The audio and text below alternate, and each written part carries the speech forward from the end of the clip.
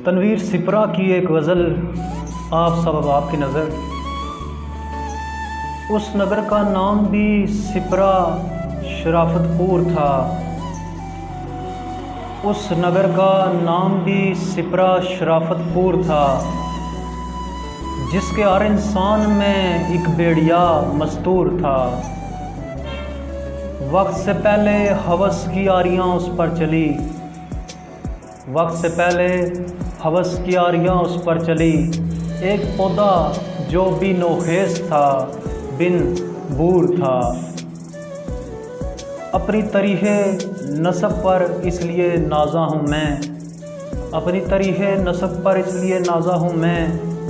अज़मत मेहनत मेरे अजदाद का मंशूर था।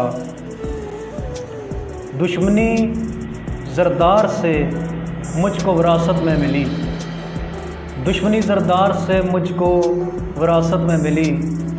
मैं भी हूँ मज़दूर, मेरा बाप भी मज़दूर था।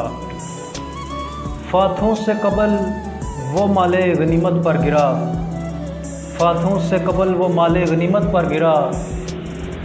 जंग के मैदान से जो शख्स कोसों दूर था, राबतों के टूटने पर भी ज़िद्दें महफूज थी। जो उसे मंजूर था वो मुझको नामंजूर था। किस तरह तनवीर सिपरा दूर होती दूरियां, मैं अंधेरा झोंपड़े का वो महल का नूर था। उस नगर का नाम भी सिपरा शराफतपुर था, जिसके हर इंसान में एक बेड़िया मस्तूर था।